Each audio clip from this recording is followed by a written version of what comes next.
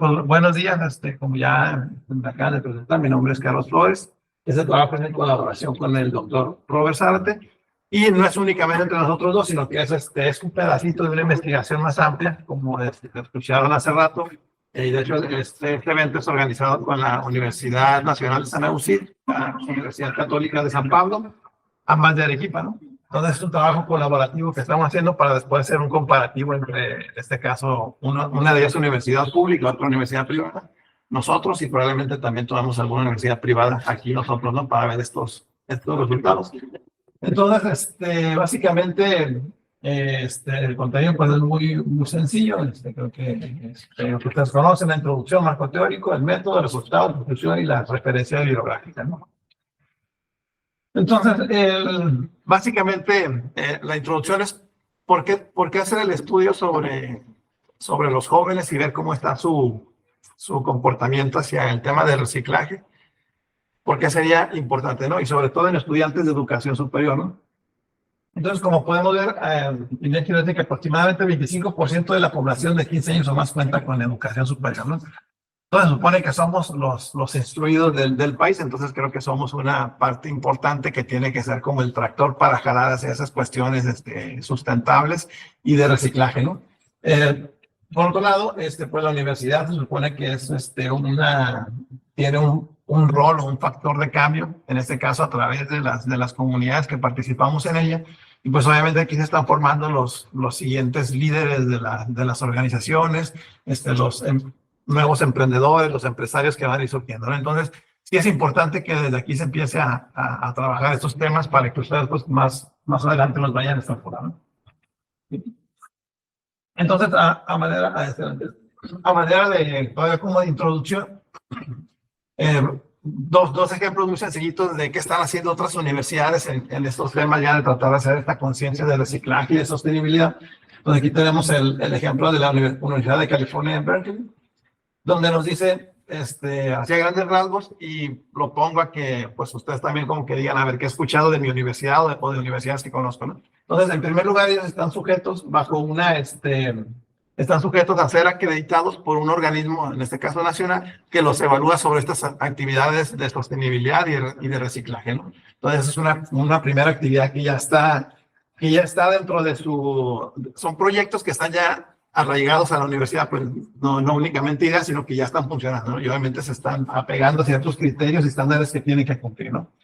Además de eso, tienen, por ejemplo, proyectos también de paneles solares, ¿no? Que también ya está funcionando y eso pues implica también un campus con energía limpia, ¿no? Pues que ya son cosas que están, imagínense en un contexto donde la universidad ya está hablando de que, ya pues mis edificios, todas las actividades tienen que ver con eso, entonces empieza a permearse mucho más este tipo de conceptos, ¿no? Incluso para emprendimientos o cuestiones así, ¿no? Hay entrenamiento y certificación, no únicamente a los docentes, sino a los administrativos, a todo el personal, puede ser susceptible a atenderse este tipo de certificaciones, lo cual es también una parte importante de la universidad. Tienen prácticas de salir a la comunidad y platicar sobre lo que es este tipo de cuestiones, ¿no? Y hacer talleres y cuestiones para involucrar a la comunidad. Tienen también talleres, por ejemplo, sobre cómo incluir las actividades de reciclaje y de sostenibilidad en la práctica docente o incluso desde la misma raíz de las materias, ¿no? Cómo incluir esos temas dentro de las cartas programáticas, ¿no? Dentro de las materias, lo cual también es algo muy importante, ¿no? Hay iniciativas, por ejemplo, de cómo neutralizar los efectos del carbón. Y por último, también se encuentran a una asociación internacional que trabaja sobre temas de reciclaje y de sostenibilidad, ¿no? Entonces, si se dan cuenta, es una cartera pues grande de proyectos que son interesantes y que, digo, en este caso lo vemos como una idea hacia dónde podemos proyectarnos como universidad, ¿no? El siguiente.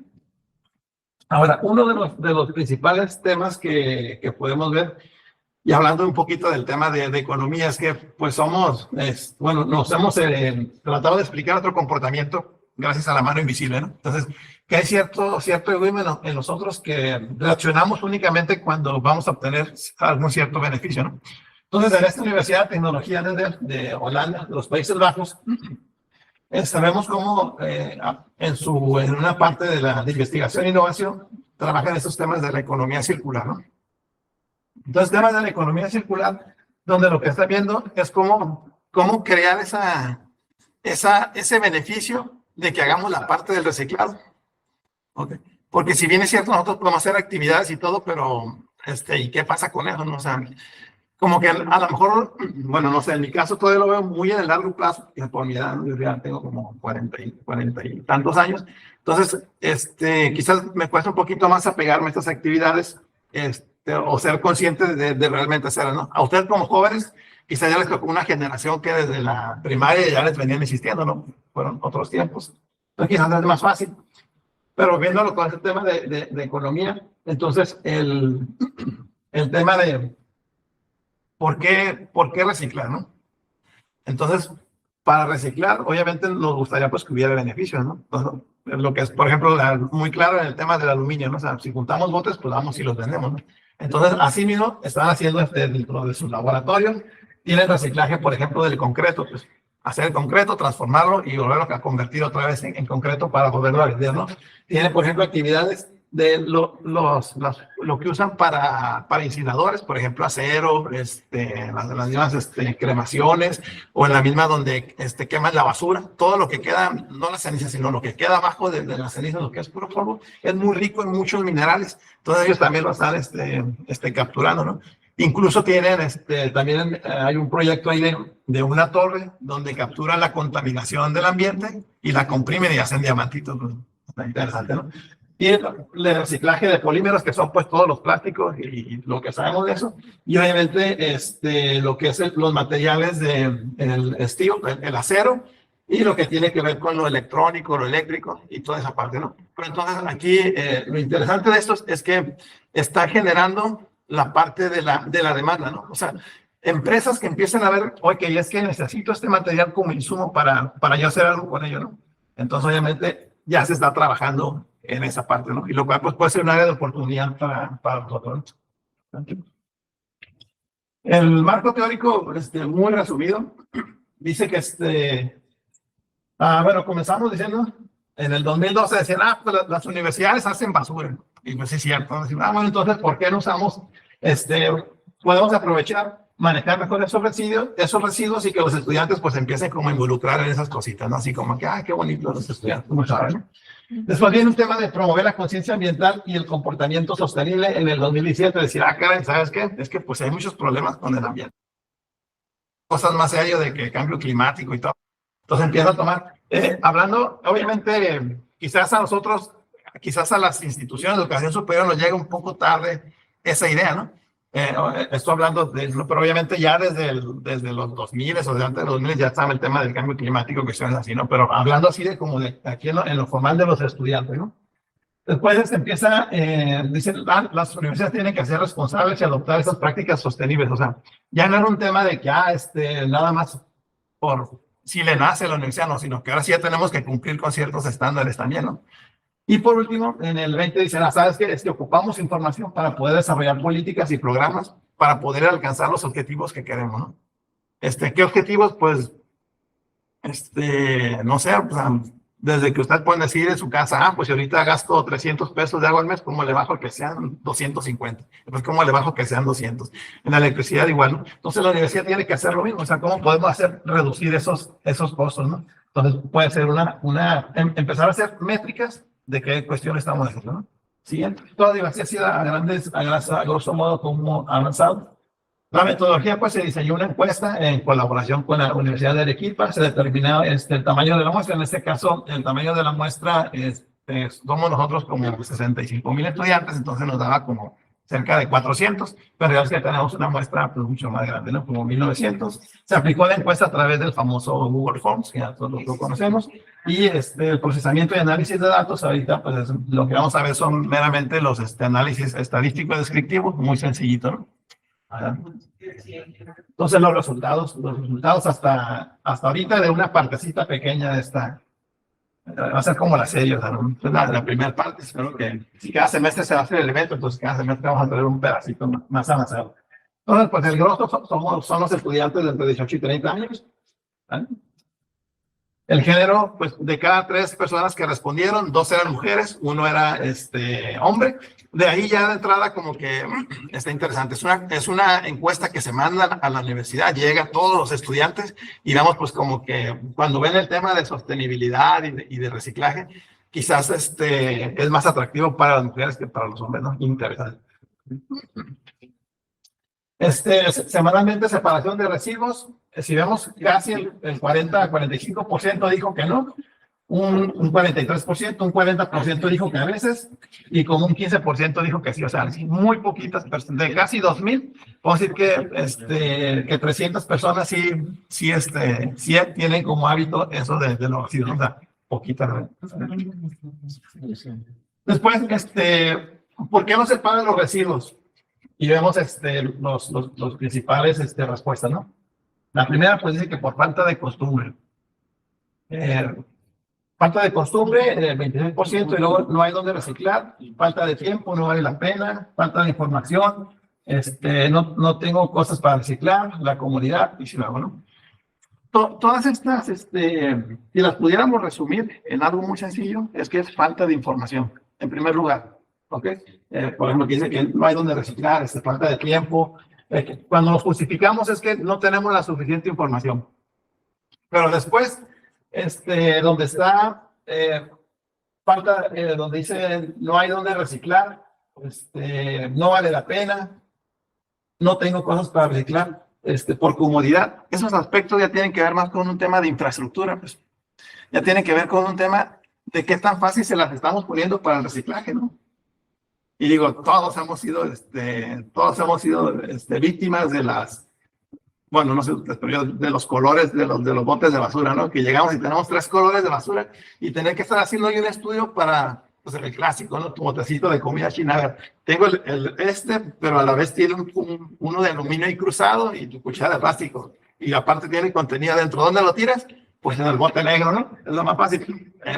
Entonces, es falta de información e infraestructura que tengamos, ¿no? Ahora, eso si lo extrapolamos a nuestras casas, es lo mismo. El siguiente, si lo extrapolamos a nuestras casas, lo que decimos que más reciclamos es la basura orgánica, ¿no? Pues, ¿y por qué? Porque nos afecta, ¿no? O sea, si los metemos con lo demás, pues los olores que emanan del monte, pues, ¿por qué hacemos? La separamos, la congelamos y la separamos, ¿no? Adelante. Ahora, cuando separan los residuos de basura, ¿qué hace con ellos? Interesante que, si bien es cierto que el 20 y tantos % de los que sí hacen ese tipo de actividades dijeron que es un tema con la comida, resulta que nada más un 1% hacen composta. O sea, quiere decir que los demás sí lo separan hasta que pasa el camión de basura y otra vez se revuelve con todo, ¿no? El hallazgo interesante. Entonces, otros dicen pues que sí lo llevan a vender, otros que lo venden en un reciclador para su domicilio, otros dicen que el camión recolector sí los recoge por separado.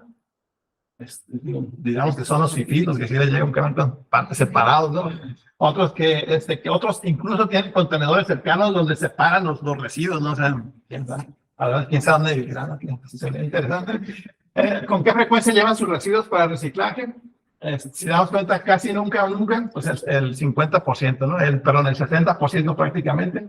Y otra vez, algunas veces y habitualmente es apenas un 40%, pero habitualmente es apenas el 15%, o sea, son muy, muy poquitos. El 8%, perdón. Bien. Entonces, en conclusión, vemos que sí existe una diversidad de enfoques en la gestión de residuos, de decir, separo residuos, los que lo hacen sí los separan. La otra, sí hay una conciencia sobre si hay una cierta conciencia sobre cómo valorizarlo, puesto que ya hay personas que sí los venden. O sea, ahí está ese pequeño, ¿right? Y existen opciones de recolección selectiva y servicios de reciclaje. Sí existen porque hay gente que los usa, aunque sean 60, 70 personas, pero sí existe, aunque sea lo suficiente, pero tarde o temprano tiene que ir a escalar hacia abajo. Y obviamente la universidad es importante en ese aspecto de cómo ir desligando a hacer nichos de mercado más personalizados y que puedan aprovechar lo que las otras universidades ya están haciendo. Los retos es básicamente la infraestructura y la información. que es básicamente lo que tendríamos que estar trabajando mucho como universidad, mejorar esa infraestructura para facilitar al estudiante. Y obviamente, como lo facilitamos nosotros, después ustedes pueden decir, ah, si esto se pudo aquí en la universidad, también lo puedo hacer en mis casas, también lo puedo hacer en mi negocio, o lo puedo hacer donde esté trabajando, ¿no? Como un área de oportunidad, no únicamente de beneficio para el planeta, sino también de beneficio de tener ciertos recursos que les sirvan al reciclaje. Y la información, pues, es el siguiente. Ya digo, fue muy resumido porque fueron, la verdad que ahorita hay mucha temática al respecto. Creo que la presentación se la van a pasar para que puedan tener acceso a los documentos. Siguiente. Y siguiente. Y por mi parte sería todo.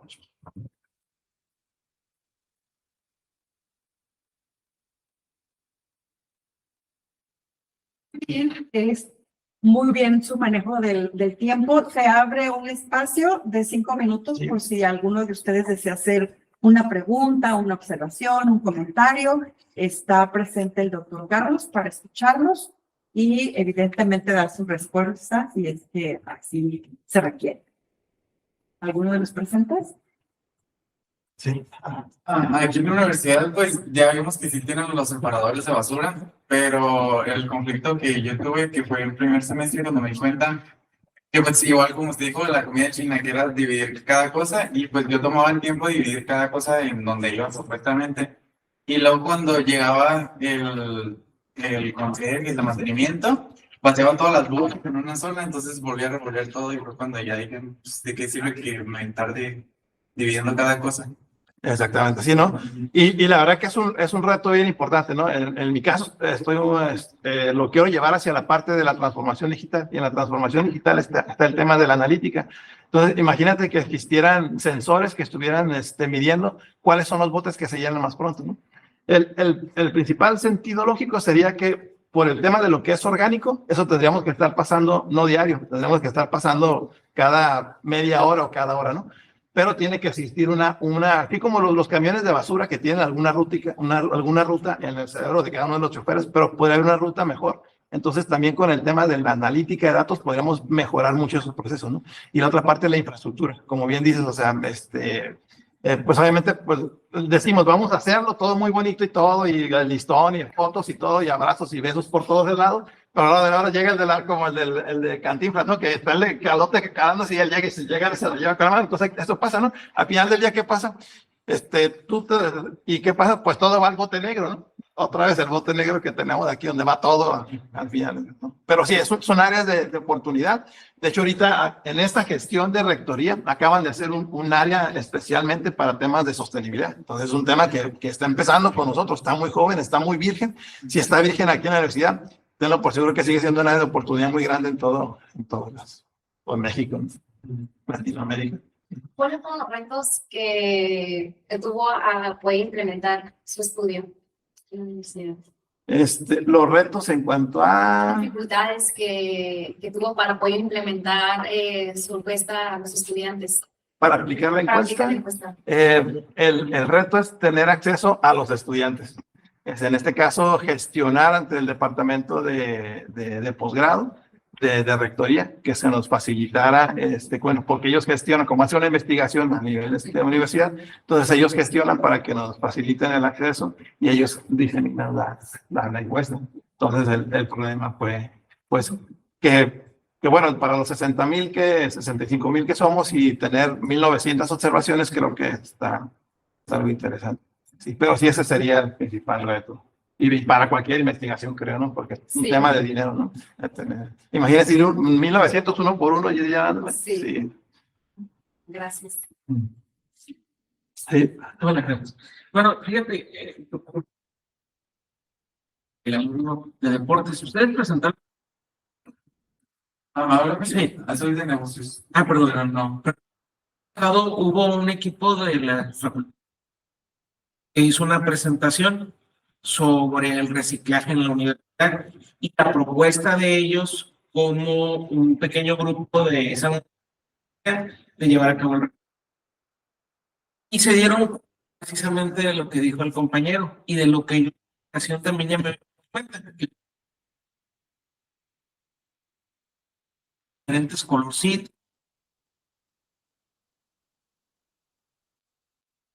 Entonces, en una ocasión era conserje y le dije, ¿no?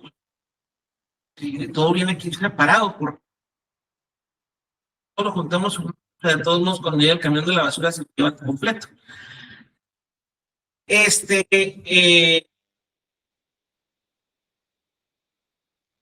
Fue desilusionante eso, y es por eso que nosotros empezamos el proyecto, ¿verdad? La universidad lo hace con la intención de crear conciencia, como tú.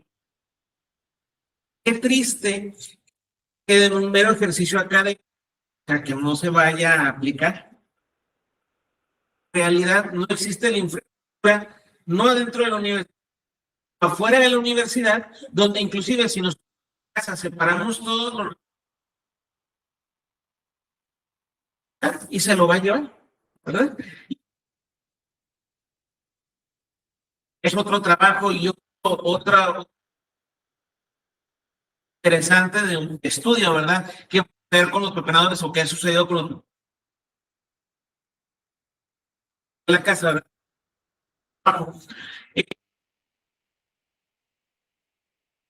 Va a quedar en manos de separarlo. Lo habíamos separado desde la ¿verdad? Entonces, más que aquí en la universidad se hace para que los... O sea, no sé, definitivamente la basura, aunque se va a llevar, ¿verdad? Pero el chiste es ir creando, que decía aparte de que en el evento pasado, el señor presentar un estudio que estuve realizando, reciclar plástico. Y algo también triste, ¿no? En los Estados Unidos, alrededor del 25% del plástico, solamente 25%, con todo y el trabajo que hace las instituciones, las empresas, a la gente, solamente el 25%, alrededor del 25%. El 25% que se destina a reciclaje, solamente de un 10% es un plástico que efectivamente se puede reciclar. El resto se tiene. Todas las botellitas de plástico, no de plástico sujetas a reciclaje.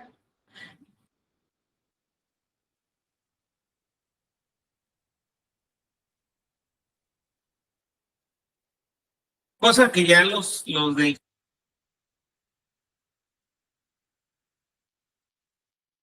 llegan a mandar para reciclar y el resto se va a reciclar. ¿Cómo se llama? ¿Las cosas? Sí, los sanitarios. Pero bueno, ciencia, ¿verdad? El público de llevar a cabo a los gobiernos, países o estados, a la infraestructura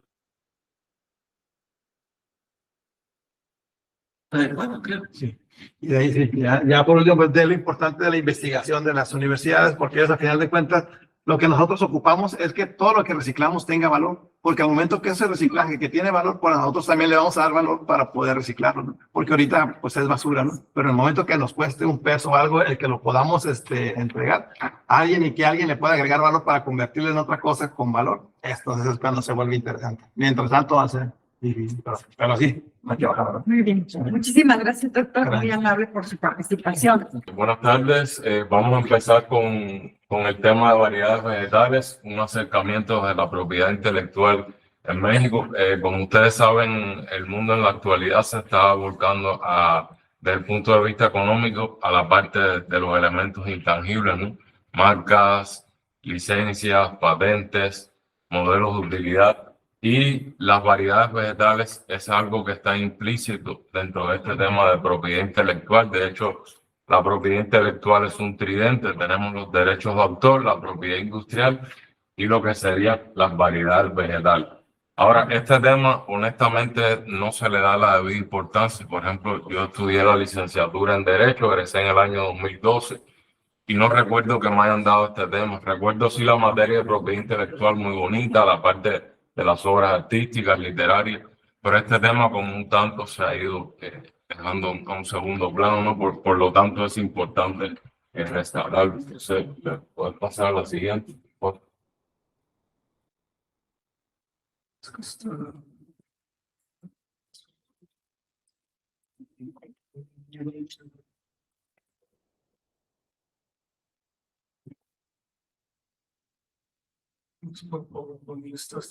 Aunque sea así minimizado, no perder tiempo.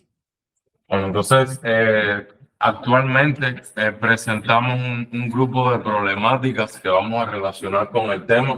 Por ejemplo, en materia de contaminación, aproximadamente el 59.1% de la superficie acuífera del territorio nacional de México se encuentra contaminado.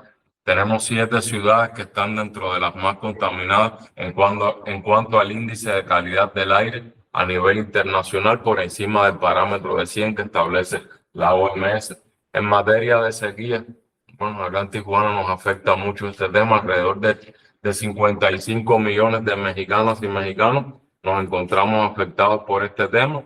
Ya se avisó un llamado día cero, sobre todo para los estados del norte. Por lo tanto, es una problemática que tenemos.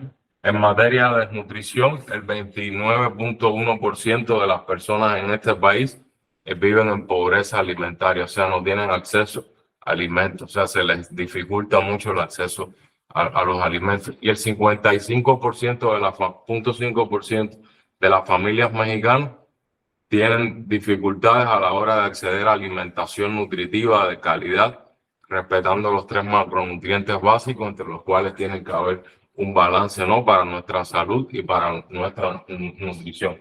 Y en materia de biodiversidad, alrededor de 126.000 hectáreas se pierden de biodiversidad en el territorio nacional, que contamos con una superficie de hectáreas de alrededor de 196 millones en México, o sea que es una cantidad importante que cada año se pierde.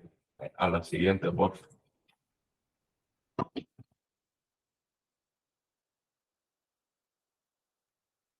Entonces, aquí planteamos la necesidad que tenemos de crear plantas que sean más resistentes, más nutritivas y saludables y eficientes en el consumo de recursos hídricos o recursos hidráulicos, como quieran llamar. Eso tiene un impacto en 6 de los 17 objetivos de desarrollo sustentable que tiene planteada la Organización de Naciones Unidas. Bueno, en tal sentido, las variedades vegetales sería un aspecto necesario, ¿no? ¿Qué serían variedades vegetales ya a la hora del concepto? Bueno, es el desarrollo intelectual de un genoma desde el punto de vista vegetal que tenga alguna aportación desde el punto de vista de la ciencia y de la innovación. Tiene que tener esas determinadas características que vamos a ver en la siguiente diapositiva. El primer elemento es que tiene que ser una creación intelectual. Por ejemplo, si yo aviento 2 semillas al patio, a la parcela de mi casa, y de ahí sale una variedad diferente, no podemos tener derecho de obtentor. ¿Por qué? Porque carece de una creación intelectual, porque nosotros tenemos que demostrar en el estado de la técnica ese elemento que vamos a ver más adelante, que tiene que ver con un genotipo novedoso basado en el desarrollo de la ciencia y la técnica. Entonces, en ese momento, sí vistiría características, tiene que ser un genotipo novedoso. En materia de propiedad intelectual, a todos nos ha pasado, se nos ocurre algo y pensamos que es algo novedoso. Cuando buscamos en el estado de la técnica, ya se nos adelantaron, ni modo, tenemos que buscar otra. Pero tiene que tener esa característica, tiene que ser estable en sus propiedades.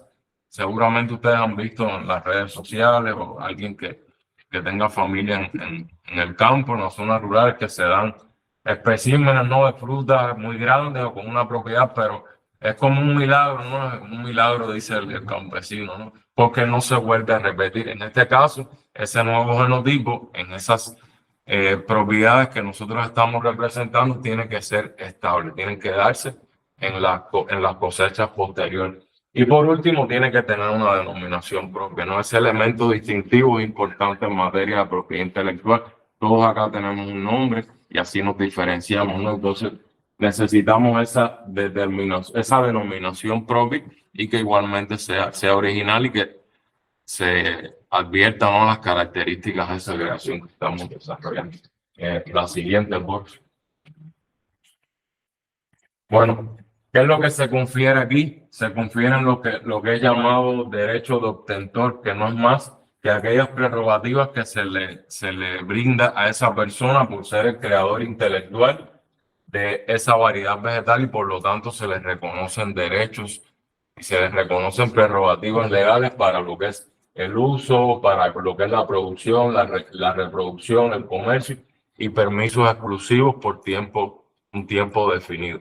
Ahora, el tiempo serían 15 y 18 años, establece la ley. O sea, vamos a suponer que el doctor Carlos creó una variedad vegetal, la ley le confiere derechos exclusivos sobre esa creación, sobre esa variedad vegetal. O sea, él va a obtener, además del reconocimiento moral, que es el creador de esa variedad vegetal, también se le reconocen derechos patrimoniales. O sea, el pago por esa creación es como un estímulo, un incentivo para el desarrollo de esas variedades vegetales.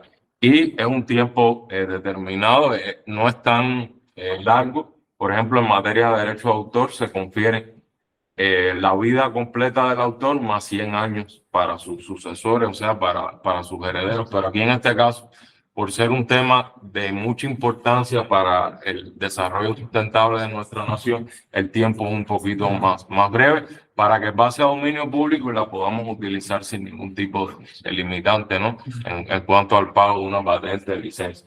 En el caso de 18 años se establece para variedades que puedan ser de frutas, maderables y ornamentales. Y para el resto serían 15 años de protección. Ahí la siguiente, por favor. Bueno, nosotros aquí para presentar algo de resultado hicimos un análisis documental en materia de legislación, qué es lo que cuenta México, si realmente es beneficioso para las necesidades que tenemos actualmente, y un análisis de datos secundarios, o sea, cómo se está desarrollando este tema, ya el impacto que está teniendo en cuanto a las solicitudes de registro de variedades vegetales. Entonces, en cuanto a la investigación documental, la siguiente foto. Ahí tenemos que el órgano, desde el punto de vista del derecho administrativo, la instancia rectora en este tema es la Secretaría de Agricultura y Desarrollo Rural, que es quien se encarga de analizar y emitir y dar respuesta a todas las solicitudes en materia de variedad vegetal. Están las actas del Convenio Internacional de Variedades Vegetales, que esto es una instancia internacional a la que México se encuentra adscrita. Entonces, uno de los requisitos que establece es que cada nación debe tener una legislación específica en materia de variedades vegetales. Entonces, México cuenta con eso. Incluso, no solamente tenemos la Ley Federal de Variedades Vegetales, sino que tenemos una ley federal para la comercialización y consumo y uso de semillas. O sea, para también proteger la figura del agricultor. O sea, ningún agricultor puede pagar más al maestro Carlos, que sería el titular, de lo que vale esas semillas en el comercio. Ya yo pago las semillas como agricultor, ya yo tengo derecho a ese uso y por lo tanto esta ley establece el mecanismo para que al maestro Carlos, en dado caso, como titular de esos derechos de obtentor, le lleguen sus regalías, ¿no? Que es el incentivo que se tiene para desarrollar innovación científica en este tema. Tenemos un reglamento que establece toda la parte operativa para dar respuesta a las solicitudes de variedades vegetales y tenemos un catálogo nacional de variedades vegetales. Ahorita mismo, si queremos, podemos entrar, podemos ver todas las solicitudes, todos los registros que se hicieron el año anterior, con una descripción técnica, con una fotografía. Por lo tanto, está al alcance de nuestra mano, ¿no? Entonces, creemos que México, en materia del ordenamiento legal, hay algunas áreas de oportunidad, pero cumple con los requisitos internacionales. Incluso tenemos un poco más de la ley específica, ¿no? O sea, la siguiente, por favor. Bueno, ahí le decíamos que tenemos el registro de variedades vegetales, que un tanto lo que hace es garantizar, canalizar e incentivar la producción, la ciencia, la técnica en pos del desarrollo de nuevas variedades que cumplan con esos requisitos que hablamos, ¿no? Para combatir la sequía, el hambre, la contaminación, entre otras problemáticas. Bueno, vamos ya a ver los datos, a ver qué es lo que está pasando realmente. Ustedes saben la frase, ¿no? Los números hablan por sí solos a la hora de nosotros poder dar algún tipo de conclusiones. Bueno, los tipos de registro vemos que del total, o sea, del año 2020 al año 2021, es el último corte que hay en el registro de variedad vegetal, se solicitaron 420, se realizaron 420 solicitudes. De hecho, de ellos, el 47% para obtener el reconocimiento de obtentor, el 43% para entrar al catálogo y un 10% para solicitar ambos aspectos. Entonces aquí ya empieza a ponerse interesante el asunto. Vamos a ver las variedades registradas por tipo de cultivo. Vemos que la mayoría tiene un impacto agrícola, ¿no? El 53%. De hecho, una de las principales preocupaciones que tiene el ser humano es la comida, ¿no? Entonces, en ese orden van dados los aspectos. Vean también, el 24% tiene un impacto en variedades frutales, 9% ornamentales y un 14% en hortalizas. Vamos a pasar a la siguiente. Ahora, en esta diapositiva vemos que hay una poca diversificación dentro de ese cúmulo de las variedades que eran mayormente agrícolas. Vemos que 170 aproximadamente tienen que ver con el maíz. Sabemos que el maíz es básico, es parte de la cultura, ¿no? Alimentaria de este país. Por lo tanto, muchas de las investigaciones, muchas de las variedades que se realizan en torno al maíz, pero ¿qué está pasando aquí? Que estamos dejando un grupo importante de otros alimentos, y no solo de alimentos, también de variedades que ayuden a la reforestación, que ayuden a la resolución de otros problemas. Bueno, otro dato interesante, acá no se ve muy bien, pero son las variedades registradas por tipo de nacionalidad. Una característica de estos derechos es que son territoriales. Por ejemplo, en materia de marcas, Coca-Cola es una marca internacional, no es mexicana, pero tiene que registrar su marca aquí en el territorio. Igualmente acá, todo lo que desarrollemos, todas aquellas personas que tengan una actividad económica dentro del territorio, tienen que hacer las solicitudes y tienen que tramitarse acá para tener ese respaldo legal en el territorio. Entonces, 222 de esas 420 corresponden a personas de acá. Y el resto sería que casi, vamos a ver en las conclusiones, casi que el 50%, el 47% pertenece a personas, o sea, a marcas, a institutos de investigaciones extranjeros con actividad en el territorio nacional. O sea, que hay una brecha ahí que nos está dando una problemática. La siguiente, por favor.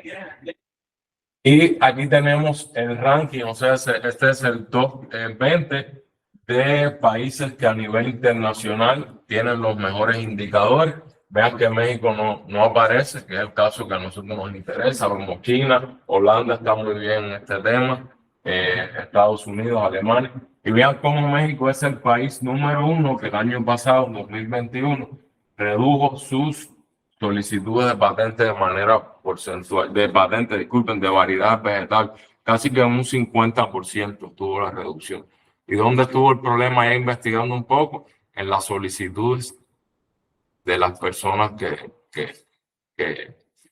son nacionales de este país. O sea, se sigue incrementando la presencia de estos países que son extranjeros acá en el territorio y va en detrimento de las presentaciones que se hacen por parte de... ¿Y dónde es que está el problema? En materia de la cultura de registro. O sea, yo, por el acento, saben que soy extranjero. El mexicano y la mexicana es una persona muy innovadora, muy creativa, pero ¿dónde está el problema? No solo del mexicano, sino de los países de América Latina, que no vamos a registrar. O sea, hacemos las creaciones, somos muy innovadores, pero nos preocupamos cuando somos víctimas de piratería, de competencia desleal, de plagio. Y me dice, maestro, pero puedo demostrar que se hizo el titular. Sí, pero te vas a gastar 100,000, 120,000 pesos contratando abogado en un proceso cuando pudiste hacer el registro por 2,700 pesos. Y vas a tener la protección 18. Ahí es donde está el principal problema. Entonces ya vamos rapidito a las conclusiones. Bueno, partimos de esas problemáticas que tenemos en materia de medio ambiente, de alimentación. Por lo tanto, necesitamos una vía para resolver este problema. Desde la propiedad intelectual tenemos las variedades vegetales. México tiene un marco regulatorio bastante bondadoso desde el punto de vista de lo que hay en materia internacional. O sea, tenemos leyes, tenemos todo el acceso y se aprecian pocos registros en materia de variedades vegetales. O sea, hay aproximadamente 4.5 millones de agricultores y que en un año solamente se soliciten 420 variedades vegetales. Es poco significativo para lo que realmente se hace. Y vemos ahí la brecha que es del 47% entre las solicitudes de los nacionales y los residentes, cuando a nivel internacional esto oscila el 32%. O sea, cada 3 que nosotros presentemos, los residentes extranjeros deberían presentar una, y aquí estamos casi que uno a uno. O sea, la brecha la estamos perdiendo en ese tema. Entonces sería todo por mi parte. Muchísimas gracias.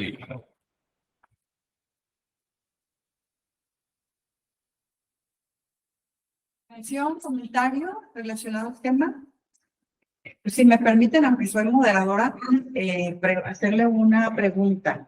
Dentro de sus antecedentes, ¿están considerados ese debate que hay en México en relación a los transgénicos?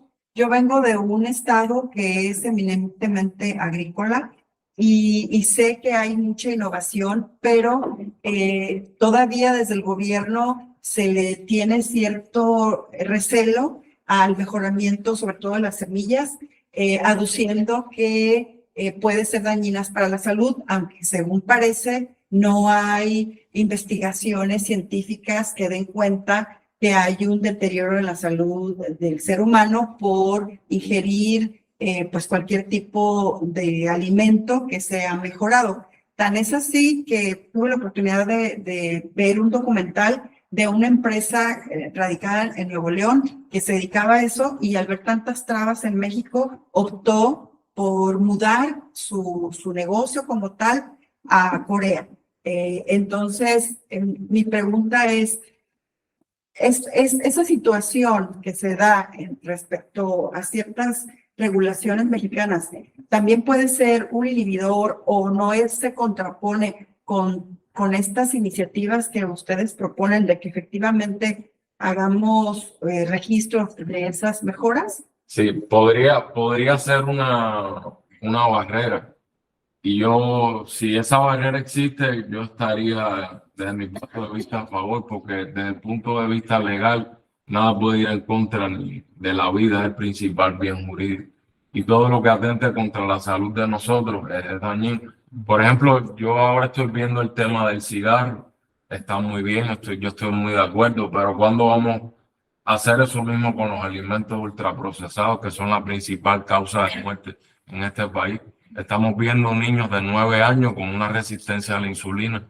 ¿Por qué? Por la cantidad de alimentos que nosotros ultraprocesados estamos teniendo. Yo creo que ahí hay que ponerse. Y yo no estaría a favor de un registro de una variedad vegetal por cumplir con un indicador internacional que va a ir en contra de la salud de nosotros. Entonces yo creo que esa traba sí puede existir. Y yo creo que hay que tener una regulación en tal sentido, porque lo principal en materia de derecho es la vida de la persona. Después, si quiere, hablamos de libertad, de la economía, pero contra la vida y contra la salud, nada. Sí, y si me permite, otra vez, porque vengo de Michoacán y por ahí circula lo poquito que queda del río Lerma, un río muy importante en nuestro país. Y vi que mencionó la parte del impacto ecológico que esas modificaciones para mejora puedan tener. Y me viene a la mente que una primera dama hace muchos años se le ocurrió poner lirios en ese río porque se veían bonitos, claro, se ven bonitos en otros países donde son originarios, y proliferó el lirio en el sentido de que pues ya había contaminación, entonces el lirio lo que hace es alimentarse de esas cosas que son, digamos, nocivas, entonces se extendió tanto que ya no se filtraba el sol y los peces empezaron a morir porque pues no había oxígeno y demás. No les explicar bien cómo es esto, pero así sucedió. Eso que trajo como consecuencia que todo eso que moría, ¿no? Los peces, generó una epidemia, o no sé cómo se puede llamar, no creo que sea epidemia. Había infinidad de moscos en la ciudad, de que ustedes no pueden ni siquiera hablar porque se tragaban los moscos a raíz de ese problema. Y dragar o quitar los lirios es muy costoso y es difícil. Entonces, fue un problema que se vivió en mi región, en la ciudad donde yo nací, a raíz de una ocurrencia, ¿no? Sin haberse validado pues, por expertos, que supongo que, como usted lo dijo, y corríjame por favor si me equivoco, en ese proceso de registro se validaría que no haya un impacto digamos, al ecosistema sí. de una región. Todas estas solicitudes necesitan como una especie de descripción técnica.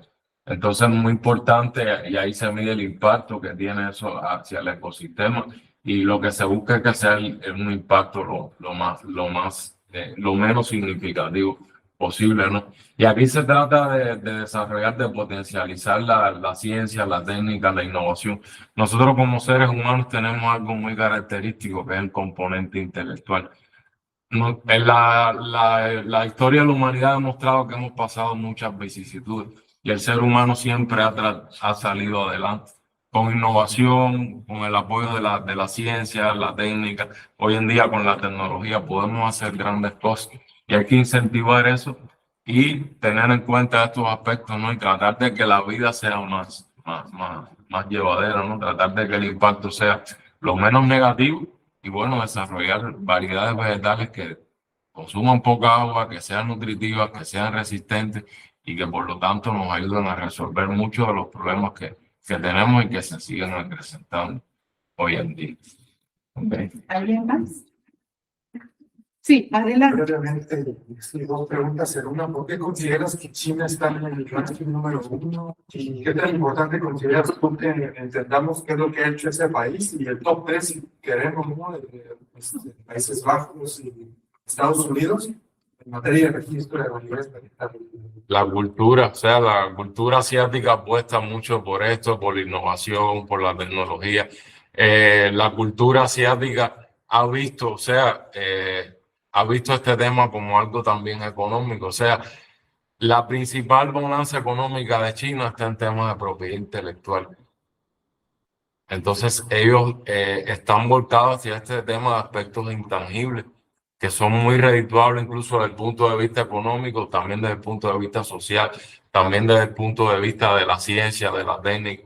Por ejemplo, en la música se ha visto así. Hoy en día un artista hace su canción, la sube a Spotify y puede estar haciendo cualquier cosa o pudiendo desarrollar otra canción, otro hit y le está entrando su dinero.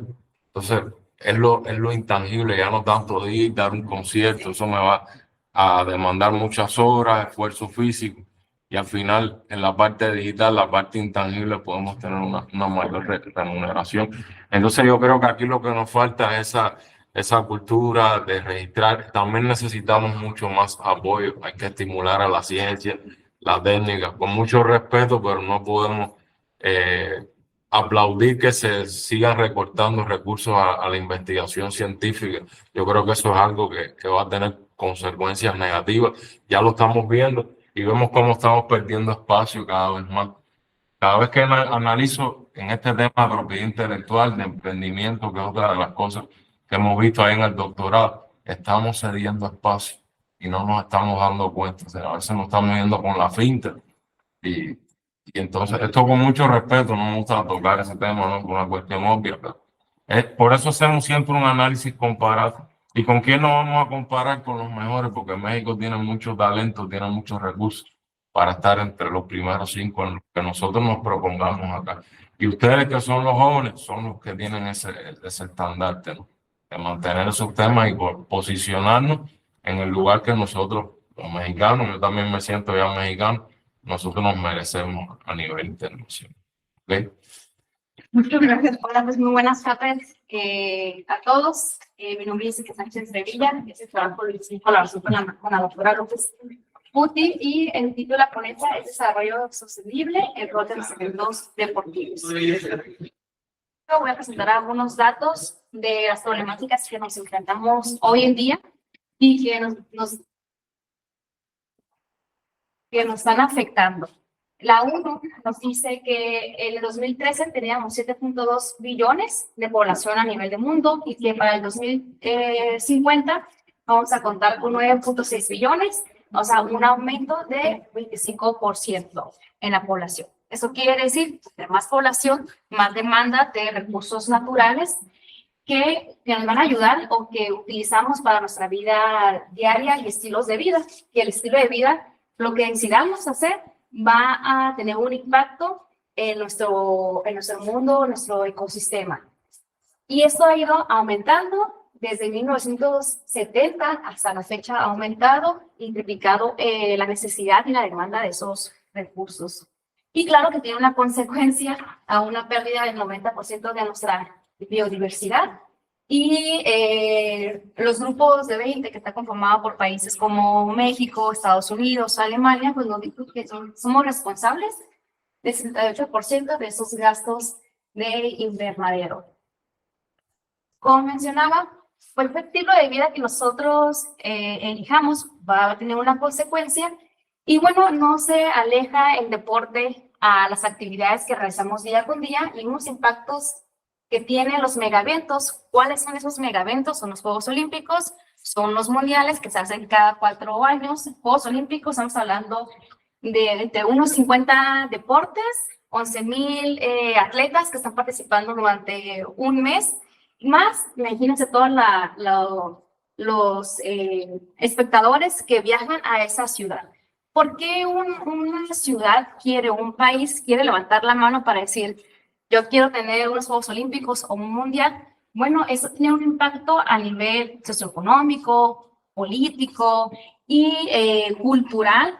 Y bueno, no se queda fuera el medio ambiente, el cual, en vez de ser beneficiado, viene siendo contraproducente si no se llevan las medidas adecuadas, el cual tenemos daños medioambientales, tenemos desplazamiento de personas de bajos recursos, eso debido a que al construir instalaciones deportivas, la Villa Olímpica, bueno, a veces los más afectados vienen siendo la población de bajos recursos, los efectos invernadero, el aumento de gastos de energía, por lo que mencionaba, el hacer esas instalaciones deportivas y también los medios de comunicación.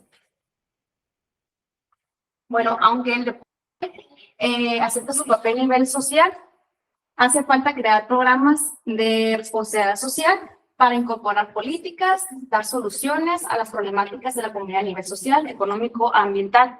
Si bien el deporte baja indicadores de enfermedades, de las enfermedades crónicas no transmisibles, que es una de las 3 principales muertes a nivel mundial, pero también hace falta el promover, no solamente es el disminuir esas enfermedades, sino también promover cultura económica, bueno, del medio ambiente. ¿Por qué usamos el deporte o por qué el deporte va a ser una forma de poder transmitir y llegar a las comunidades? Bueno, porque sirve el deporte como una agencia que moviliza a la sociedad. ¿Cuántos de ustedes han visto Juegos Olímpicos? La mayoría. O un mundial. Incluso todavía falta, bueno, 2 años para Juegos Olímpicos y ya vemos la publicidad en Juegos Olímpicos, igual en el mundial, aunque falta todavía bastante para el mundial de fútbol. Constantemente en la televisión vamos viendo anuncios del próximo mundial, quién van a participar, qué novedades hay en ese país. También el generar impactos positivos en la salud, como ahorita había mencionado, ¿no? Pues tenemos mejores hábitos saludables, promueven la sostenibilidad proporcionan logros inmediatos y tienen el poder de la comunicación. La mayor Comité Olímpico Internacional, FIFA, son los organizadores de ambos eventos, uno de Juegos Olímpicos y el otro de Mundial. Y la comunicación ha tomado gran poder y es una fuente de financiamiento grande para esas instituciones y que se puedan llevar a cabo esos eventos. Así que esto indica que las industrias o esas empresas quieran ser patrocinadores, porque la Carta Olímpica dice, si un deporte, para que un deporte pertenezca a este programa de Juegos Olímpicos, debe verse mínimo o existir ese deporte mínimo en 3 continentes, si es de mujeres, o en 4 continentes, si es deporte varonil. Que indica pues, que ese país, ese continente, esa población va a estar viendo mi deporte. O los Juegos Olímpicos. En la actualidad, se busca compensar esos costos ambientales que se generan. Entonces, FIFA, Naciones Unidas y el sector privado empiezan a apostar a hacer estrategias para mejorar el entorno y en vez de afectar a esa población, bueno, ¿cómo vamos a beneficiar para que luego no vengan y me quieran cancelar uno de los eventos que aparte me genera bastante recursos? Así que han optado en sumarse a esas políticas, sumarse a esas estrategias y levantar la mano de FIFA. Yo voy a apoyar a a promover el entorno, ¿no? Beneficio entorno, beneficio medio ambiente, beneficios de la sociedad, relaciones con aficionados con respecto a ahorro de agua y energía y promover el reciclaje y evitar el desperdicio. Y bueno, el Comité Olímpico Internacional junto con Naciones Unidas, anteriormente los Juegos Olímpicos, iniciaba uno de los propósitos era el promover la paz entre los países. Pero a consecuencia de la magnitud que ha crecido los Juegos Olímpicos, pues ya crea, como mencioné al inicio, afecta a la ciudad o al país. En vez de tener beneficios, está teniendo, ha sido contradictorio. Así que a la hora de elegir al país sede, no solamente se basa con decir, bueno, tiene el recurso económico, sino también sí va a proteger la protección de la naturaleza, va a tener conciencia ambiental, desarrollo económico, programas de protección ambiental y el uso de energías renovables. Como mencioné, no solamente es yo puedo llevarlo a cabo, sino cómo vas a evitar no dañar este ecosistema en el que estás. Debido a que a lo mejor el día del evento puede ser muy bonito, pero las consecuencias después del evento, el impacto, pues queda bastante dañado. No sé si alguien miró los Juegos Olímpicos de Río. Sí, bueno, este ha sido uno de los Juegos Olímpicos que ha tenido, que ha sido todo lo contrario de lo beneficioso que pudo haber tenido. Desde infraestructura que costó millones de dólares en poderlas construir, afectando a estos ecosistemas, afectando a la gente que vivía ahí. El Estadio Maracaná, que es uno de los histórico emblemático, en la actualidad se encuentra en malos estados debido a que el mantenimiento, el costo de poderlo mantener son elevados. El Parque Olímpico, campo de golf y estadio olímpico acuático actualmente pues vacíos. Tanta inversión, pero no hacer un plan estratégico. ¿Qué voy a hacer con esa infraestructura? Una vez que se acabe, bueno, pues queda en abandono, haciendo pues que se hagan infecciones, contaminado y que se quede todo allí abandonado.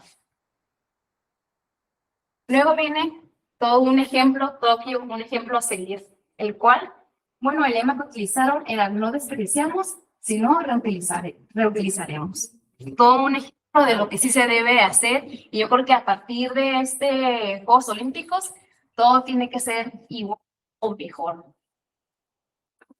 ¿Qué hacían? Con todo materiales y con todo lo que se utilicen, como mencioné, son 11,000 atletas, son casi 50 deportes, el cual se tienen que distribuir durante todo ese país. También hay buenos ejemplos, no solamente en Tokio, sino también en Los Ángeles, en utilizar qué infraestructura que ya estaba, el remodelar, arreglarlos, y muchos de ellos han sido donados a las universidades. Se queda ahí abandonado. Utilizaron varios materiales para reciclar, como las medallas olímpicas, las cuales se fabricaron con metales preciosos, que se reciclaron más de 78.985 toneladas de teléfonos móviles para poder crear las medallas. Podios olímpicos hechos de plástico provenientes de botellas de champú, donadas por público y recuperadas por los océanos. Ahí fue muy importante la colaboración de las empresas con el Comité Olímpico Internacional como el de Tokio, de Japón, perdón, para poder llevar a cabo pues toda la recolección de estos materiales. Los uniformes olímpicos también fueron hechos por botellas de plástico recicladas, y la antorcha olímpica se produjo en desechos de aluminio de viviendas temporales. Bueno, cuando aquí queremos hacerlo todo de oro y buscar todo, ¿no? Que ya creo que es un gran ejemplo. Villa Olímpica, hecho con madera de origen sustentable, donada por autoridades locales de todo Japón para luego ser reutilizadas. El transporte, el uso de vehículos de emisión cero para marca Toyota para transportar a todos los deportistas. Energías renovables, el uso de energía de fuentes renovables como la solar, biomasa, energía y la hidroeléctrica. Bueno, Japón es una gran oportunidad de que sí se puede llevar unos Juegos Olímpicos y reducir así costos, como también reducir contaminación. ¿Y qué va a pasar después de esa ciudad una vez que se vaya toda la fiesta, ¿no? La fiesta mundial? ¿Qué beneficios dejó o qué nos dejaron de ejemplo? Pues la implementación de certificación de terceros para estándares de gestión de sostenibilidad de eventos y la implementación de iniciativas multifacéticas en nuevas sedes a instalaciones permanentes. Como conclusión, el impacto que producen los megaeventos deportivos están relacionados con aspectos sociales, ambientales, culturales y políticos, y inciden en dejar un legado positivo a la sociedad útil para el desarrollo por medio de la integridad social. ¿Sí? Bueno, ya Tokio nos demostró que sí se pueden realizar unos Juegos Olímpicos, pero ¿qué está pasando con los otros eventos medianos y grandes, que son niveles estatales, a niveles nacionales? Creo que también va a ser importante que empecemos a hacer estrategias para poder llevar a cabo esos eventos que hacemos. Un ejemplo sería el serial, cómo podríamos impactar menos, los Juegos Nacionales, cómo podemos llegar también con ellos y no solamente decir, no solamente en los Juegos Olímpicos o en el Mundial se van a estar aplicando este tipo de estrategias, no, sino en el día a día y en nuestra ciudad poder proteger esas áreas y hacer un mejor evento. Bueno, por mi parte sería todo.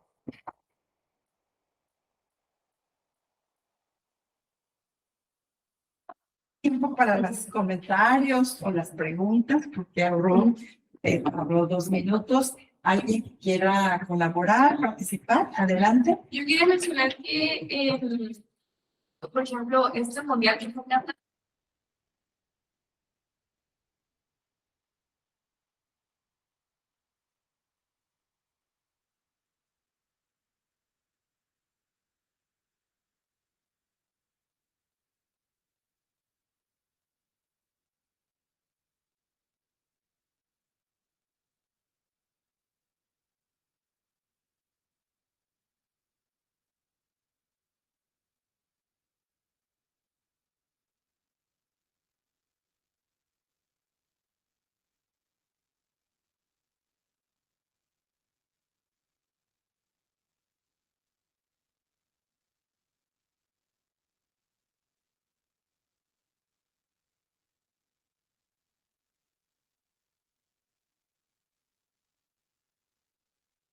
y en Canadá, creo que en Estados Unidos se va a usar más, pero entonces a lo que me refiero es que se van a implementar eso desde 4 años.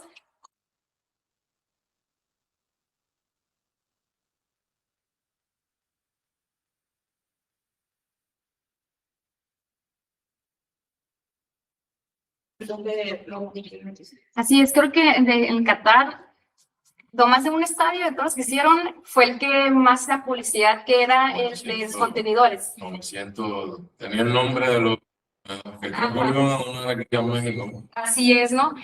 Que fue lo único que mencionaban y que presumían, pero ¿qué pasó con todos los demás?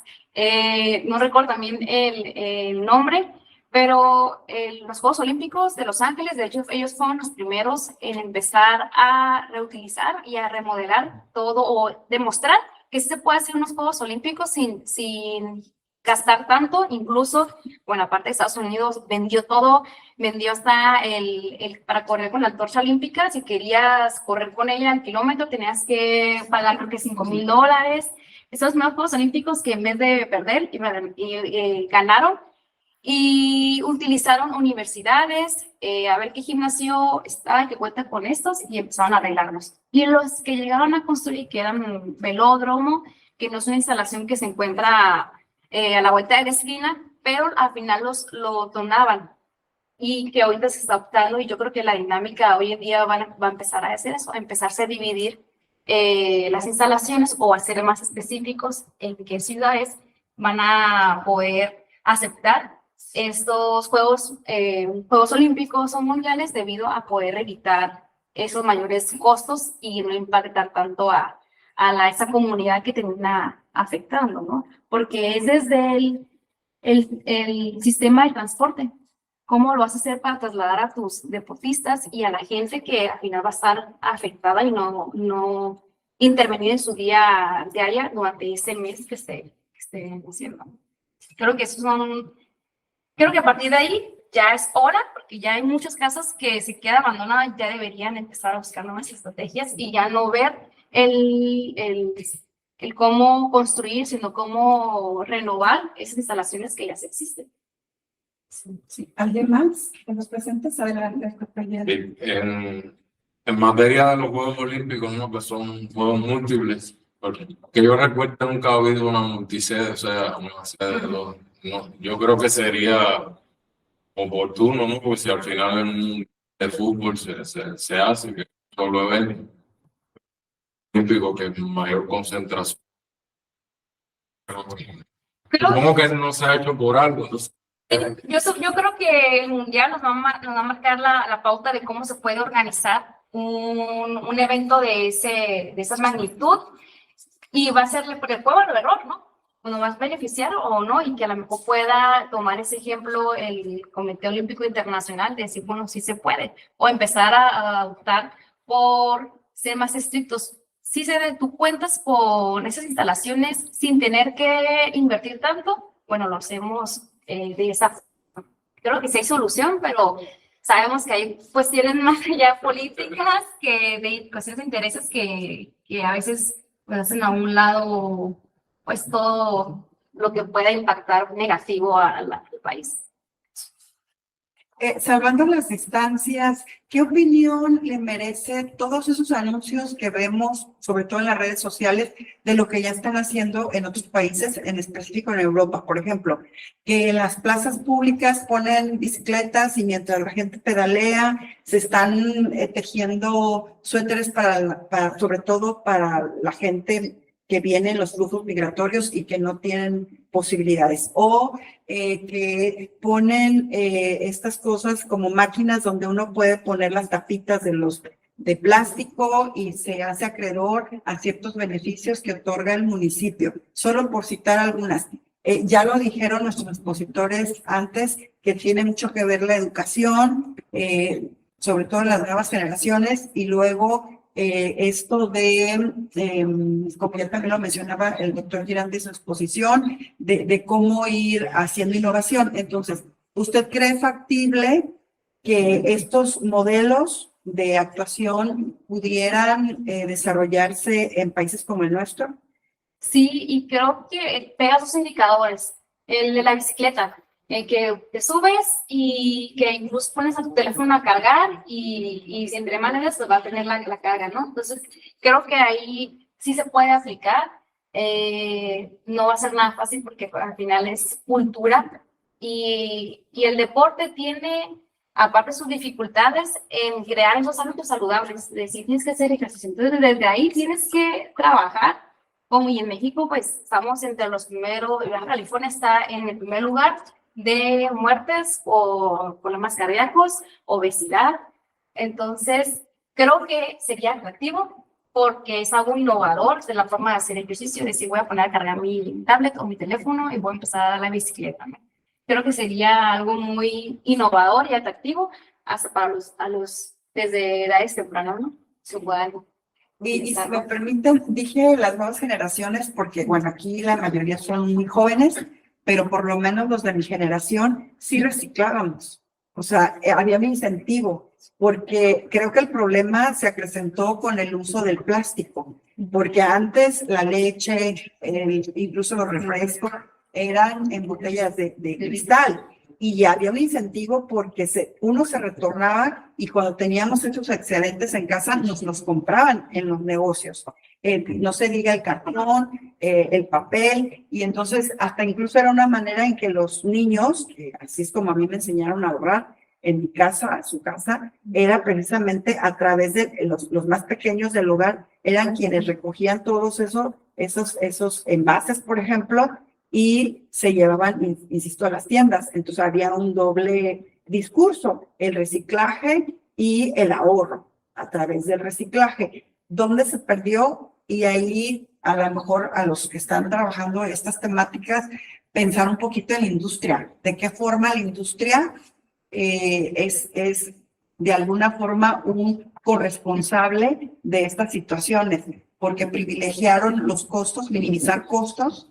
Estoy hablando, por ejemplo, de la leche, de que ahora se venda en envases plásticos en lugar de envases de cristal, porque evidentemente el cristal es más caro, pero a fin de cuentas tuvimos un costo, ¿cierto?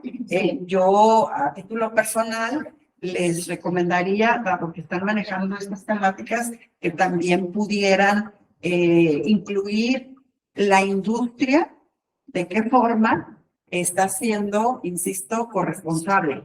Más allá de que sabemos que derivan mucho recurso a la mejora del medio ambiente, pero siguen produciendo pues plásticos. Muy bien. Pues, ¿alguna observación antes de despedir a la maestra y agradecer su intervención? Muchas gracias. Lo que vengo a presentarles el día de hoy es un trabajo que está en desarrollo. Estamos en una segunda fase. El trabajo está siendo realizado por los miembros de mi cuerpo académico y la Universidad de Buenos Aires.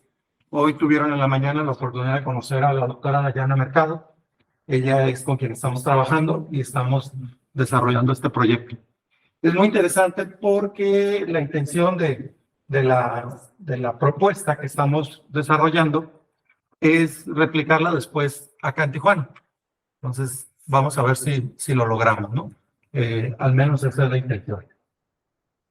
Bueno, sobre contenido y vamos por la introducción. ¿Qué es lo que estamos buscando con esta investigación? ¿Qué estamos haciendo? Estamos tratando de encontrar elementos metodológicos de análisis que nos permitan evaluar de manera efectiva estrategias de desarrollo con conciencia medioambiental. No está fácil, es algo bastante complicado, porque regularmente, ahorita lo mencionaban, que es muy difícil que las empresas hoy se preocupen por algo así. Lo importante es el profit, o sea, es la ganancia, y realmente no hay una preocupación por ese tipo de cosas. Los gobiernos, que quizás tendrían mayor responsabilidad y podrían hacer más, tampoco están por la labor. ¿Por qué? Porque están compitiendo por otra cosa. Ahí son, bueno, también pueden ser profits, vamos a tocar el tema, pero también pueden ser algunas ganancias, pero lo principal son votos.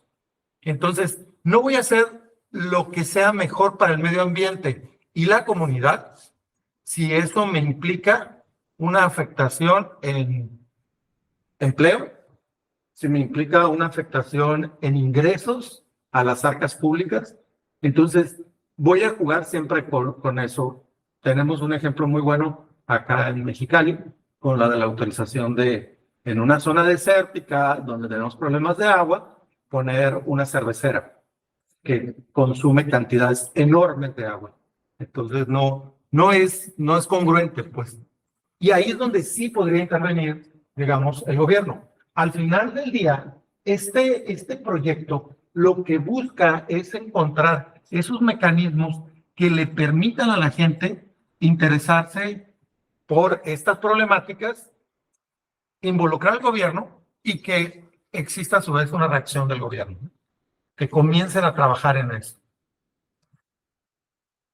Bueno, como ya decía, el objetivo general es encontrar estos mecanismos, estos métodos de evaluación que nos permitan saber qué tan bien o mal están una población, una entidad, y hacerle sugerencias sobre por dónde podría caminar. Todo este proyecto está ligado a los Objetivos de Desarrollo Sustentable. Ahorita una lámina más adelante lo vamos a ver, pero no estamos tratando de inventar el hilo negro. Son cosas que ya están ahí, que podemos trabajar con ellas, y simplemente es buscar que los gobiernos se den cuenta que lo pueden hacer. Que no solamente se trata de una iniciativa global y que si el gobierno federal en turno no la lleva a cabo, pues yo, gobierno municipal, pues no hago nada, ¿no? Porque no tengo esa directriz, o yo, gobierno estatal, no hago nada. Entonces, estamos buscando más allá de la simple iniciativa de estos modelos de medición del medio ambiente, es también crear una transformación social. ¿Desde qué perspectiva? Donde tomemos conciencia cada uno de nosotros, los individuos que viven en una comunidad, de qué cosas sí podemos hacer y con ayuda del gobierno concretarlas. El ámbito de estudio es la Ciudad Autónoma de Buenos Aires. Ahí déjenme darles un poquito de contexto. La Ciudad Autónoma de Buenos Aires es como lo era el antiguo Distrito Federal, que es un área delimitada, que no pertenece, no es propiamente un estado, ya ahorita ha cambiado la condición, pero también tenemos otro ejemplo acá, nosotros los americanos, nuestros amigos americanos, tienen a Washington, D.C., que es el Distrito de Columbia, que si bien está dentro de un estado, no es parte del estado. Son independientes, se manejan de manera independiente y no hacen, no tienen que seguir las reglas que les están dando. Esa es la situación de Buenos Aires. Buenos Aires está inmerso en la provincia de Buenos Aires y de ahí vienen las confusiones. La provincia de Buenos Aires es como un estado, pero la ciudad de Buenos Aires es autónoma. La ciudad autónoma de Buenos Aires tiene sus propias características y su propia dinámica de, el que le moví aquí, pero bueno, aquí vamos a irlo moviendo. En el marco teórico nos acercamos a través de diferentes autores a trabajar los temas de sustentabilidad y de ordenamiento espacial del territorio. ¿Por qué el ordenamiento se volvió tan importante? Porque curiosamente de ahí vienen la mayoría de los problemas socioecológicos que se desarrollan. Nosotros tenemos ejemplos acá en el Valle de Guadalupe. ¿Qué sucede en el Valle de Guadalupe? No hay agua. No hay agua, ni siquiera para el riego de la vid, que es la razón de ser del Valle de Guadalupe. Y tengo la brillante idea de autorizar un hotel con 200 habitaciones, con albercas y demás. Perdón, pero ¿qué estás haciendo? O sea, eso no es congruente. Entonces, hacia allá va encaminado este trabajo. Tratar de estudiar a través de algunos autores cómo funcionan las demandas socioambientales con respecto al territorio y las áreas urbanas y los entornos que la rodean. ¿Qué es lo que podríamos, qué es lo que demandan y al mismo tiempo qué es lo que sí se puede hacer, qué no se puede hacer? Sí. En nuestra ubicación geográfica del estudio, como les decía, es la Ciudad Autónoma de Buenos Aires y vean el mapa, está dividido por zonas, la zona sur, zona centro y la zona norte. Su zona norte no tiene nada que ver con nuestra zona norte de Tijuana, ¿eh? No vayan a creer que es la misma referencia. No, la zona norte, de hecho, de ellos es muy fancy. Están casi que sería como la Chapu, playas, todas esas zonas, pero concentradas en una sola, en la parte norte. La parte sur es la parte pobre de la ciudad y es donde están los complejos industriales más grandes. Entonces, como decía, se dan cuenta, es muy grande, pero lo que hicimos fue zonificar, llevar por nodos de interés, por polos de desarrollo y poder revisarlo desde esa perspectiva. Toda esta información, obviamente, es del Ministerio de Economía del gobierno argentino y ellos son los que, de alguna manera, nos proporcionaron toda la información para hacer este mapeo y poder relacionar las zonas que vamos a investigar. Como les decía, ¿qué es lo que estamos buscando? Y sobre los ODS, nos fuimos sobre diferentes aspectos. Todos tienen impactos, pero obviamente hay unos que lo tienen de mayor manera, ¿no? El caso de servicios culturales es casi tangencial, apenas si lo toca, y el servicio de aprovisionamiento también no es de una forma directa. Donde sí es directo son los servicios de hábitat y los servicios reguladores. Ahí sí hay impactos directos en la creación de zonas urbanas donde... ¿te puedes regresar, no? Es algo bien interesante. No sé si tienen perspectiva de cómo está, en qué parte está enclavado esto, pero la parte de acá de la orilla es el mar. Entonces, la parte sur, la parte gris, tiene humedales. O sea, tiene como si fuera una zona tropical y debería ser una zona protegida, tiene humedales. Y esos humedales muchas veces no son tomados en cuenta. Hacia esa parte está el Río de la Plata. Y el Río de la Plata no lo contemplan, no lo protegen de ninguna manera. Entonces, si a alguien se le ocurre, ay, voy a sacar estos humedales para poner un edificio de departamentos, adelante. Entonces, es grave, muy grave todo lo que sucede alrededor de esto. Gracias. Y como les decía, no todos los ODS le pegan a cada uno, pero sí los importantes, los que le pegan directamente son estos dos servicios ambientales. ¿Por qué? Porque en las funciones ambientales hay un impacto cada vez que ponemos un edificio, hay un impacto a la biodiversidad y todas las especies que hay o que deberían de estar protegidas. Hay muchas, por los humedales, hay muchas especies endémicas, sobre todo aves, que están siendo dañadas por estos desarrollos. En la otra parte es también reducir efectos, pues todos los efectos adversos que puede llevar la construcción de ciertos tipos de empresas. En la parte sur de la ciudad autónoma de Buenos Aires está Avellaneda. Avellaneda es una zona completamente industrial, pero es una zona industrial desde los años 60, que fue sobreexplotada en los años 70, 80 y 90, tiene un puerto de carga muy importante, el segundo más importante del país, y eso hizo que Avellaneda cambiara su fisonomía y está muy, muy contaminada. Nadie mide la calidad del aire, ni la calidad del agua, ni nada por el estilo. Del suelo ya ni preguntemos. Yo creo que hay zonas afectadas. El piso, que podríamos hacer un análisis y encontrar materiales que hizo uno, ¿esto de dónde salió? O sea, materiales peligrosos. Se usaron cosas con cobalto, en fin. Y se nota.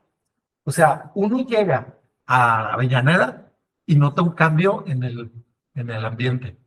Desde la percepción, desde la gente, las construcciones, el entorno, pero el clima, el aire, o sea, se nota muchísimo. Nadie mide la contaminación ahí, ¿eh? Ese es un tema. Si ustedes tienen un iPhone, se han dado cuenta que cuando van a algunos lugares les dicen los niveles de contaminación. Llegas ahí no hay nada de medición. No aparece nada. ¿Por qué no lo miden? Porque no les interesa, porque se va a espantar la gente de lo que sucede ahí. ¿Sí? ¿Quiénes son los que participan en todo esto? Bueno, los actores del ecosistema somos todos, pero aquí lo que nos interesa es que las políticas públicas estén actuando como deben de ser ante una situación como esta, ¿no? Que la infraestructura verde se refleje o vaya un seguimiento a esta infraestructura verde y no se tomen decisiones por encima de esta infraestructura verde. Vamos más rápido. La metodología, bueno, lo que tratamos de hacer era un análisis de los fenómenos. Aquí, déjenme hacer un alto. La metodología fue muy difícil de empatar porque estamos hablando de varias universidades en toda América Latina. Digamos que los principales somos UABC y la UBA, la Universidad de Buenos Aires, pero está la Universidad de Avellaneda, precisamente, están la Universidad de Quito, están universidades en Colombia, o sea, están participando de diferentes grupos. Entonces, empatar todo eso fue bastante problemático, pero nos fuimos por un diseño de investigación que fuera de corte cualitativo, apoyado en casos aplicados donde existan datos primarios de asentamientos urbanos, y el tipo de diseño documental, como les decía, un análisis transversal de casos, exploratorio y descriptivo. ¿Cuáles fueron los principales hallazgos? ¿Qué desafíos nos ofrece la naturaleza misma ante el desarrollo que tenemos? Lo primero es la desarticulación. Es claro que nadie piensa en cuando va a construir qué medidas de impacto voy a tener, cuánto va a tener como repercusión para el entorno y luego para los mismos habitantes de la zona. Hoy en día Tijuana tiene unos niveles de tráfico inconmensurables y realmente no hay un plan maestro de vialidad que permita pensar que esto va a cambiar en el corto plazo. De hecho, parece más bien que va a peor, ¿no? Los desafíos, creo que el principal es entender, transmitir el valor público generado, o sea, los hallazgos que tengamos, que el gobierno realmente lo vea como algo válido y cambiar ese enfoque gerencial que tenemos de entrega de productos y servicios a alta velocidad. Ahorita lo comentaba ya la maestra que estaba diciendo que la corresponsabilidad de la empresa es fundamental. Yo no puedo decir que es únicamente soy una empresa y tengo que ganar dinero y no me conviene estar reciclando vidrio. El vidrio es caro, pero el reciclaje pues es una opción. ¿Por qué no hacerlo? Simplemente porque los dineros no dan, ¿no? Y finalmente aquí están algunas de las referencias bibliográficas del proyecto. Si tienen alguna pregunta, pueden sus opiniones, compañeros presentes. No estoy decir que ahorita que eso del Valle de Guadalupe, por ejemplo, eso de la fondo de certificaciones y la libertad, o sea, si es viéndolo desde el ámbito pues de su presentación, o sea, es muy malo, pero me imagino que las personas que aprueban eso es porque ellos buscan como más atracción hacia el Valle de Guadalupe y no se dan cuenta de eso, del que no hay agua, y ellos aprobaron ese término para que, más bien como para por el dinero, para el crecimiento del valle y como pues, para que haya una remuneración, para que siga creciendo, pero pues no se dan cuenta que no van a poder seguir creciendo si no hay agua, literalmente. Entonces, siento que ahorita ignoran ese tema, o si lo saben, pero pues se ignora literalmente ese tema del agua, hasta que llegue un punto donde literalmente estemos en sequía y ya ni el hotel ni habrá vida. No, o sea, a largo plazo, mediano a largo plazo. Yo casi te diría que en corto plazo. fíjate, te lo voy a plantear así. Esto es como la fábula de la gallina de los huevos de oro, ¿no? O sea, si tú matas a la gallina para ver qué más oro hay adentro, pues te quedaste sin los huevos, ¿no? Aquí es exactamente lo mismo. Tú le estás quitando el agua a la vid y la gente, ¿por qué va al Valle de Guadalupe? Por el vino. Y si no hay vid, yo nada más te voy a poner un ejemplo así sencillito. Toda la parte de enfrente de los viñedos de Ilha Cheto, que ya es como la Disneylandia, perdón, Juan Manuel, es la Disneylandia del vino. O sea, ahí vas, te hacen tu recorrido, te venden tu degustación y todo está muy diseñado para que se vea bonito. Para el turismo. Exactamente, completamente enfocado al turismo. Pero todos esos viñedos que están en la parte de enfrente están muertos. Donde todo el mundo se toma las fotos, ¿no? Ajá, Entonces, porque es una cuestión decorativa ya. Ya no los quitaron por eso, porque la gente se toma fotos ahí y dicen, ay, qué bonito se ve. Están muertos. ¿Por qué? Porque el tráfico los mató. Es muy sensible, la vid es muy sensible. Entonces, si hay mucho polvo, la daña. La falta de agua.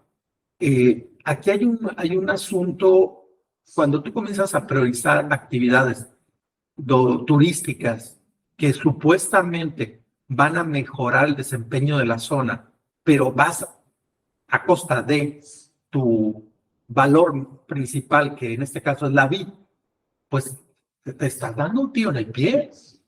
Te vas a morir, de verdad.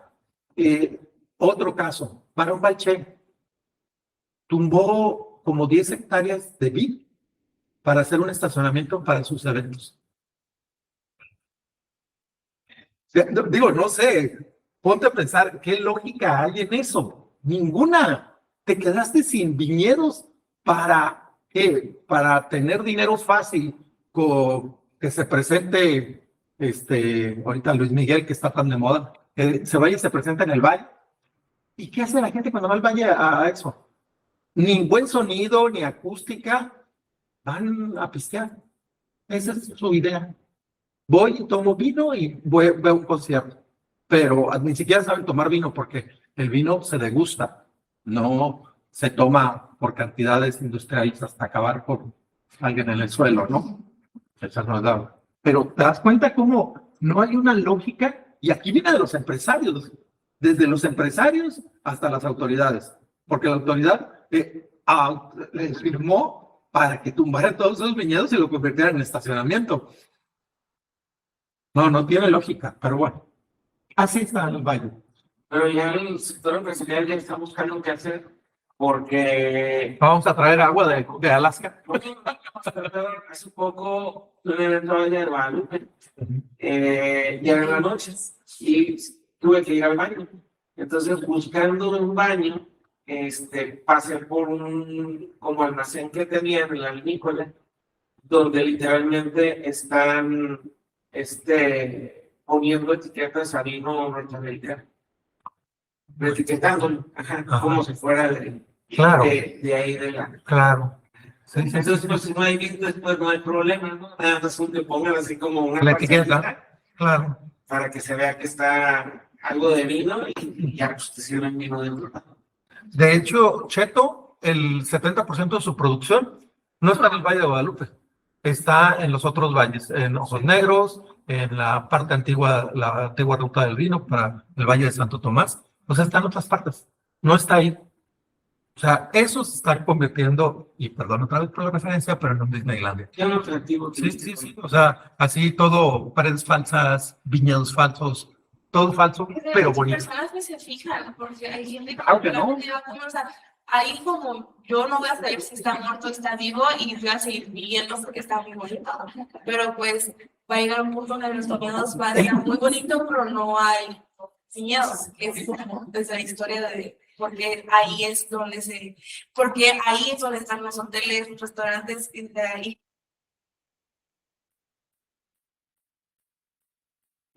Hay un lugar que es aberrante que se llama El Cielo. Ah, Es muy instagramable, ¿no? O sea, vas y te tomas tu foto, la subes a Instagram y dices, wow, aquí en el valle pasándomela súper bien. Me tocó hacer una encuesta ahí Y cuando yo preguntaba por vinícolas, estábamos ahí y la gente nunca decía el cielo. O sea, decía cualquier otra menos a la que iban. ¿Por qué? Porque nadie identifica que ellos hacen vinos. Y ahí viene lo que decía ahorita Juan Manuel. No hay una cultura del vino, primero. Y segundo, ellos nada más están etiquetando. Están comprándole a X productores y etiquetan. Ajá, o sea, te venden, está el restaurante y al lado está la tienda y ya están todos los vinos con su etiqueta del cielo y pues en sí no vieron cómo los hacían. O sea, fácil podrían hacer lo que están haciendo ahorita. Sí, no, de hecho ellos lo hacen, yo te lo aseguro. Sí, claro. Porque te Porque dicen dicen, como qué sabor tiene, cuántos años tiene ahí y ya. claro, sí, y ese es otro problema. El Valle de Guadalupe no genera vinos de guarda. Y si queremos ser una industria vitivinícola robusta en la parte del vino, del mundo del vino, tenemos que tener vinos de guarda. Y no se han generado, como lo es Francia, ¿no? Como lo es España, que tienen vitivinícolas que generan vinos que tú lo tomas 20 años después y cada vez está más bueno. Aquí tú guardas un vino por 4 años y te vas a encontrar un bonito vinagre para tus ensaladas. ¿Pero por qué? ¿Por el tipo de fruta o porque Por el proceso. Por los varietales y el proceso. O sea, no trabajamos para eso. Las temperaturas son muy altas en el valle. No puedes, cuando nos dicen cuando dicen los vinos, tomar la temperatura ambiente. Sí, claro, de Burdeos, 13 grados centígrados, y nosotros estamos a 30, 35 ahí en el valle. O sea, hello, ahí hay que tomar vino tinto con hielito, ponerlo en el hielito para O sangría, ¿no? Te venden ahí la sangría. O la sangría, claro. Muchos de los vinos que se hacen en el valle terminan siendo buenos para eso. Entonces son los vinos de verano. Sí. Yo quiero hacerles una pregunta, si me lo permiten. Sí, claro. Celebro que estén en colaboración con otras universidades de otros países que son más similares al nuestro, pero habiendo tantos problemas en nuestro país, sobre todo en política pública, ahorita que ustedes mencionan Valle, pues yo pienso otra vez en mi estado, donde hay una deforestación para privilegiar la producción de agave, cuando eso se hacía en Jalisco, pero bueno, Michoacán también es apto, con toda la complicación que ya hay otra vez del cambio de los ecosistemas y demás, y que nadie piensa en eso. Entonces, pensando en muchos ejemplos que hay en nuestro país, mi pregunta sería si sus hallazgos se pueden tropicalizar a México, es decir, cuando ustedes propongan. De hecho, esa fue la intención de trabajar con ellos. Okay. Sí, o sea, nosotros como equipo estamos trabajando con ellos con la idea de esos modelos traérnoslos para acá y hacer un análisis similar. Son Tijuana. A ver, no somos Buenos Aires es un monstruo, pero tenemos características muy similares. Ellos tienen La Plata, que vendría siendo Rosarito, y tienen un Avellaneda, que sería más o menos Tecate, está hacia adentro. En fin, tienen cosas así muy parecidas a nosotros. Entonces, sí, nosotros lo que queremos es trasladar el modelo para acá. Ahora sí que los estamos utilizando ellos de conejillos de indias. Probamos el modelo allá, si jala, entonces nos lo traemos para acá. Y me imagino que allá recibieron mayor apertura.